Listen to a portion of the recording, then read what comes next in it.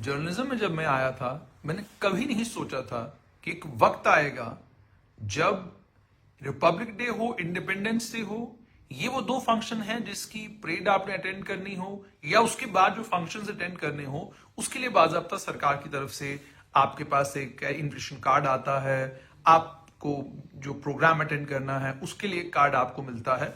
तो आप उन दोनों कार्डों के जरिए जो है वो इन सारे फंक्शंस को अटेंड करते हैं। लेकिन साल 2019 के बाद चीजें तब्दील हुई। शुरुआत में तो ये हुआ कि जब लेफ्टिनेंट गवर्नर गिरीश चंद्र मुर्मू थे तो उस समय चीजें बिल्कुल ठीक ठाक थी। लेकिन लेफ्टिनेंट गवर्नर मनोज सिन्हा के बनने के बाद बहुत सारी चीजें तब्दील भी हुई और सिस्टमैटिक भी हुई। सिस्टमैटिक का मतलब ये कि डायरेक्टर अपना काम करने लगा, इंफॉर्मेशन के सेक्रेटरी अपना काम करने लगे, सब अपना अपना काम करने लगे। इसके बीच में अचानक एक इंसिडेंट होता है। लेफ्टिनेंट गवर्नर मनोज सिन्हा के जो सचिव थे उन्हें अचानक दिल्ली बुला लिया जाता है और एक लंबे वक्त तक लेफ्टिनेंट गवर्नर मनोज सिन्हा का कोई सचिव नहीं था। अब जाहिर सी बात है, एज ए जर्नलिस्ट मैंने ट्विटर के ऊपर एक ट्वीट किया और मुझे लगता है वो कोई गलत ट्वीट भी नहीं था। ट्वीट करके मैंने ये कहा कि लेफ्टिनेंट गवर्नर के सचिव के तबादले के बाद जरूरी यह है कि एक सीनियर ऑफिसर फौरन उस पोजीशन पर तैनात हो जाए ताकि लेफ्टिनेंट गवर्नर को कामकाज करने में आसानी हो। इस ट्वीट से ना तो लेफ्टिनेंट गवर्नर नाराज हुए, ना लेफ्टिनेंट गवर्नर का स्टाफ नाराज हुआ, बल्कि कोई और नाराज हो गया। और जो शख्स नाराज हुआ उस शख्स की नाराजगी की इंतहा यह थी कि मुझे इंफॉर्मेशन डिपार्टमेंट का एक क्लर्क फोन करके बुलाता है और कहता है जी मुझे आपसे बात करनी है। मैं ठीक जम्मू में जो इंफॉर्मेशन डिपार्टमेंट का दफ्तर है उस दफ्तर के बाहर जाता हूं और उससे मुलाकात करता हूं। और मुलाकात करके मैं उससे पूछता हूं कि बताइए क्या मामला है। वो मुझे ये कहते हैं कि राजभवन आपसे बहुत नाराज है, आपसे हमारी गुजारिश ये है कि आप लेफ्टिनेंट गवर्नर के किसी भी कार्यक्रम में नहीं आएंगे। मैंने कहा जी राजभवन अगर मुझसे नाराज है तो उसकी इत्तला तो मुझे मिल जाती, पर मुझे तो मेरे पास तो कोई ऐसी जानकारी नहीं है। वो कहते हैं नहीं, राजभवन आपसे नाराज है, इतना आप समझ लीजिए, आपसे हमारी गुजारिश ये है कि आप एलजी के किसी भी फंक्शन में नहीं आएंगे।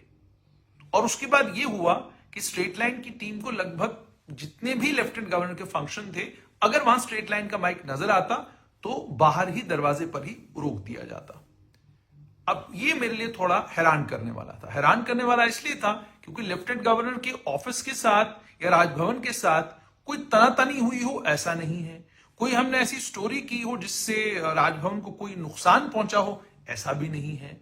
तो फिर मैं समझ नहीं पाया कि अचानक आखिरकार हुआ क्या।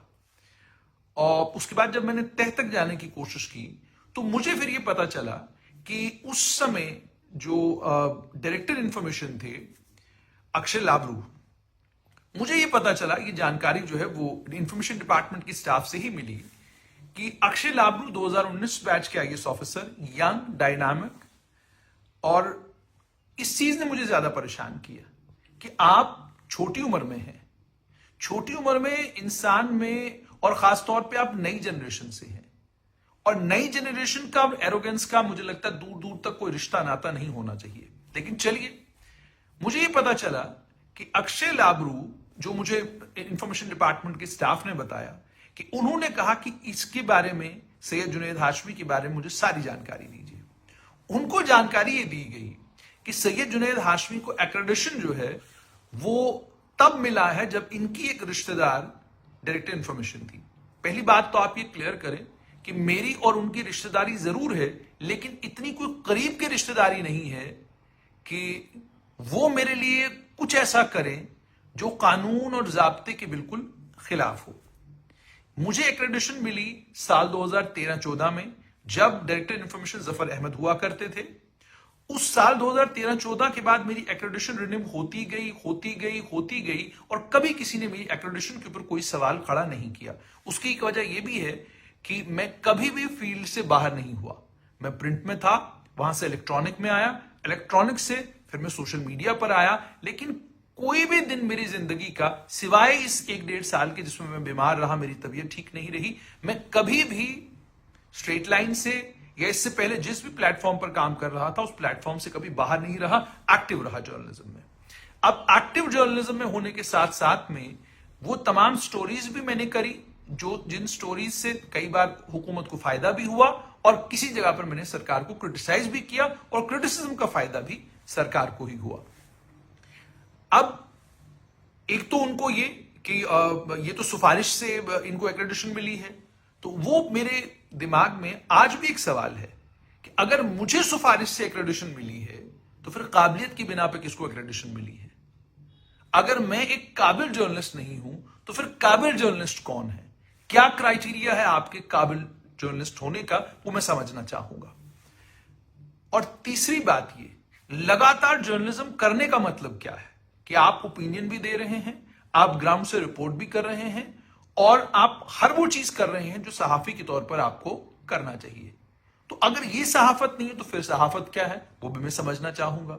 यानी कल का बच्चा जिसे अभी जर्नलिज्म में आए हुए साल 1.5 साल भी नहीं हुआ, उसे आप इनामो इकराम से नवाज रहे हैं, उसे आपका सीआईडी डिपार्टमेंट क्लियर कर रहा है, उसे आपका जनरल एडमिनिस्ट्रेशन डिपार्टमेंट क्लियर कर रहा है, कानूनों की धज्जियां आप उड़ा रहे हैं, कानूनों की धज्जियां उड़ा के आप ये सब कुछ कर रहे हैं, तो वो सब कुछ जायज है, वो सब कुछ कानूनी है।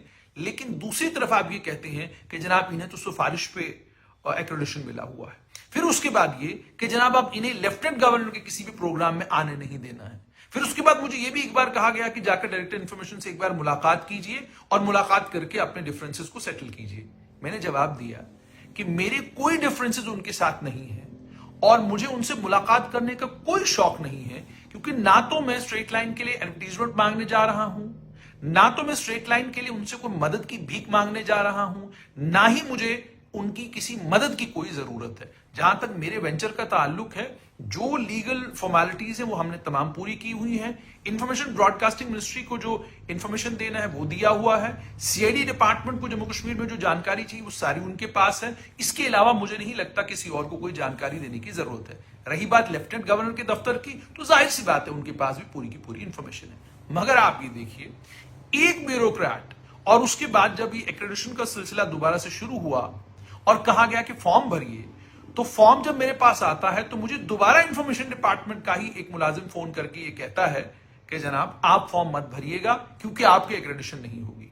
मैंने कहा क्यों? उन्होंने कहा नहीं, वो वेब पोर्टल्स इसमें नहीं है। फिर उसके बाद मुझे हैरानगी ये होती है कि जो इंफॉर्मेशन डिपार्टमेंट वेब पोर्टल्स पर काम करने वालों को एक्रेडिटेड करने के लिए तैयार नहीं, वही इंफॉर्मेशन डिपार्टमेंट जो जिन वेब पोर्टल्स पर काम करने वाले जर्नलिस्टों को एक्रेडिशन देने के लिए तैयार नहीं, उन्हें स्टेट अवार्ड से नवाजता है। मतलब आप यहां सवाल पूछने पर मजबूर हो जाते हैं कि जनाब आपका क्राइटेरिया क्या है? आप एक तरफ से तो कहते हैं कि एक्रेडिशन नहीं हो सकती और दूसरी तरफ से आप स्टेट अवार्ड दे रहे हैं। तो कानून जो स्टेट अवार्ड के लिए, कम से कम वही पढ़ लिया होता आपने। उसके बाद चलिए स्टेट अवार्ड से आगे बढ़ते हैं। और अगर स्टेट अवार्ड की बात है तो बहुत सारे काबिल जर्नलिस्ट हैं, जिसमें एक बहुत बेहतरीन जर्नलिस्ट जम्मू कश्मीर की सुचिस्मिता शर्मा है। स्टेट ने आज तक उसको रिकॉग्नाइज नहीं किया। चलिए उसके बाद आगे मुझे यह पता चलता है कि जनाब एक्रेडिशन का ये जो सिलसिला है, इस एक्रेडिशन की जो कमेटी बनाई गई है, उस कमेटी के मेंबरान ने भी वहां पर यह सवाल नहीं पूछा कि जनाब एक जर्नलिस्ट है जो वाइब्रेंटली हमको सब जगह नजर आता है, उस जर्नलिस्ट का फॉर्म कहां पर है, और अगर आपने उनके लिए कोई क्राइटेरिया नहीं बनाया है तो क्यों नहीं बनाया है। तो चलिए वो सवाल। लेकिन यहां मैं ये बताने की कोशिश कर रहा हूं कि एक आईएएस ऑफिसर, वो भी 2019 बैच का आईएएस ऑफिसर, उसके ईगो को आपने थोड़ा सा हर्ट किया, ये सच कहकर कि जनाब प्रिंसिपल सेक्रेटरी टू गवर्नर का जो पोजीशन है वो एक सीनियर ऑफिसर को मिलना चाहिए, और अगर एक जूनियर ऑफिसर उस जगह काम कर रहा है वो किसी भी तरीके से सही नहीं है। वो आपको इतना भारी पड़ सकता है कि वो एक ऑफिसर ये तय करता है कि आप लेफ्टिनेंट गवर्नर के किसी भी फंक्शन में नहीं जाएंगे, आप नजर भी कहीं नहीं आएंगे, और वो अपने स्टाफ को ये सारा कुछ समझाता है। और मुझे उसके बाद इस बात का भी अफसोस है कि वहां इंफॉर्मेशन डिपार्टमेंट में काम करने वाले जो बाकी मुलाजमीन हैं, बाकी ऑफिसर्स हैं, उनमें में से भी किसी में करेज इतना नहीं कि आप ये कह सकें कि जनाब ये तो 24/7 फील्ड में है, 24/7 काम कर रहा है, तो कम से कम इसे हम कैसे इग्नोर कर सकते हैं। उसके बाद थोड़ा सा और आगे बढ़ गए। इसी इंफॉर्मेशन डिपार्टमेंट में रिपब्लिक डे के लिए जो कार्ड बनता है, जिस कार्ड के बनने के बाद आपको एंट्री मिलती है रिपब्लिक डे के फंक्शन में, उस कार्ड को लेकर इंफॉर्मेशन डिपार्टमेंट की एक ऑफिसर, महिला ऑफिसर थी, अब वहां पर नहीं है। वो मुझे कहती हैं कि जिलानी के पास कार्ड है। जिलानी मुझे कहता है कि विकास के पास कार्ड है। विकास मुझे कहता है कि जिलानी के पास कार्ड है। और जिलानी मुझे कहता है कि जनाब मैडम के पास कार्ड है। और फिर जब आप इस कार्ड को ढूंढते हैं तो फाइनली आपको पता चलता है कि कार्ड तो कहीं कोई है ही नहीं, कार्ड तो कहीं कोई बनाया ही नहीं। उसके बाद कहा जाता है कि ये डिवकॉम ने तय किया है, आप डिवकॉम से बात कीजिए। फिर कहा जाता है कि ये अनुसुईया जम्वाल हैं जो एडिशनल डिप्टी कमिश्नर हैं, डिप्टी कमिश्नर जम्मू के दफ्तर में, ये उन्होंने तय किया है। उसके बाद कहा जाता है ये डिप्टी कमिश्नर जम्मू ने तय किया है। तो यानी आप समझ नहीं पाते कि ये कौन सा सिस्टम है जो एट प्ले है, जिस सिस्टम में आपको रिपब्लिक डे की परेड में अपने 2 रिपोर्टर भेजने के लिए 15 दरवाजों पर दस्तक देनी पड़ती है। और क्लरिकल विभाग से लेकर सीनियर ऑफिसर तक किसी को पता नहीं कि किसने क्या डायरेक्शन दी है और किसकी डायरेक्शन के बिना पर ये रिस्ट्रिक्शंस लगी हैं, ये रोके लगी हैं। अब ये आज आप तक पहुंचाने का मकसद क्या? एक लंबा वक्त हो गया मुझे जर्नलिज्म करते हुए, और इस लंबे वक्त के जर्नलिज्म में मैंने हमेशा कोशिश की कि मयारी जर्नलिज्म किया जाए। मैंने हमेशा कोशिश कि अगर कहीं कोई कंट्रोवर्सी बनती है, स्टेट से कोई झगड़ा होता है, या कहीं कोई डिप्टी कमिश्नर परेशान करता है, कोई पुलिस वाला परेशान करता है, कोई एजेंसी आपको परेशान करती है, तो मैंने हमेशा कोशिश ये की कि कोई जरूरत नहीं है इस चीज को हाईलाइट करने की, क्योंकि मुझे इंटरनेशनल लेवल पर फेमस होने की कोई जरूरत नहीं है। मैं अपने देश की सेवा करना चाहता हूं। मैं अपने देश की बदलते सिस्टम को देख रहा हूं। मैं कन्विंस्ड हूं कि ये बदलता सिस्टम जो है, इसमें मेरे लिए एक स्पेस बनेगी। तो जब तक स्पेस नहीं बनेगी तब तक इन सारी दिक्कतों को झेलना है। लेकिन अब जब आप ये देखते हैं कि जनाब कुछ बदल नहीं रहा, कोई तब्दीली नहीं हो रही, उल्टा हो ये रहा है कि वो छोटी छोटी चीजें जो एज अ सीनियर जर्नलिस्ट आपको बिना बताए, आपको के बिना कहे आप तक पहुंचनी चाहिए थी, उन तमाम चीजों के लिए भी आपको इंफॉर्मेशन डिपार्टमेंट के क्लरिकल स्टाफ को दिन में 3 बार कॉल करना पड़ता है। तो आपको शर्मिंदा होना पड़ता है अपने ऊपर कि ना तो इस डिपार्टमेंट से मैं एडवर्टीजमेंट ले रहा हूं, ना तो इस डिपार्टमेंट की मेरे ऊपर कोई मेहरबानी है, ना तो ये डिपार्टमेंट मुझे किसी जगह एकोमोडेट कर रहा है, ना तो इस डिपार्टमेंट ने मेरे पोर्टल में कोई फंडिंग की हुई है, ना तो इस सिस्टम ने मेरे पोर्टल की मदद करने के लिए, मेरे पोर्टल को बड़ा बनाने के लिए कोई कमाल का काम किया है। तो फिर आप मजबूर हो जाते हैं ये बात कहने पर कि आप कभी भी किसी भी ऑफिसर का, खासतौर पे जो नए नौजवान आईएएस ऑफिसर आए, इनके ईगो को हर्ट ना करें।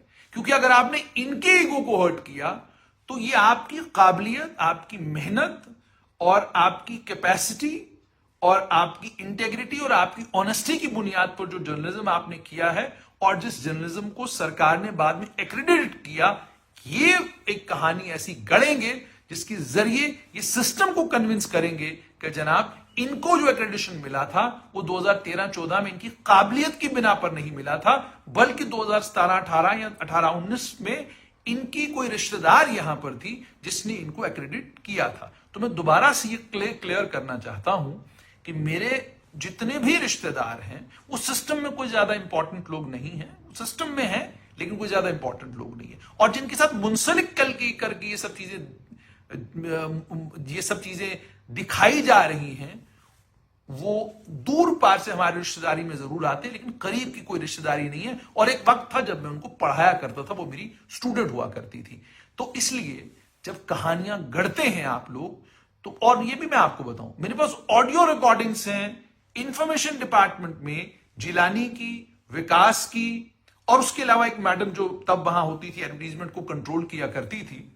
मेरे पास ऑडियो रिकॉर्डिंग्स है, और अगर आप ऑडियो रिकॉर्डिंग्स सुनेंगे you will feel pathetic about me as well as the system. कि जुनैद, ये आपके साथ हो रहा था और आप खामोश थे, आपने बोला भी नहीं। मैंने अपने रुफका के साथ, अपने दोस्तों से बात की, सबने मुझे कहा कि नहीं इस बात को रखने की जरूरत है, लेकिन मुझे लगा कि नहीं, इस बात को रखने की जरूरत नहीं है। I will wait for an appropriate time, जब मुझे लगेगा कि मुझे बात करनी है तो मैं बात करूंगा। लेकिन अगर आप उस कॉन्वर्सेशन को सुनेंगे तो आपके पैरों के नीचे जमीन निकल जाएगी जब आप देखेंगे कि क्लरिकल स्टाफ किस तरीके से आपके साथ बिहेव करता है, और उसके साथ जो ना उनसे एडवर्टीजमेंट मांग रहा था, जो ना उनसे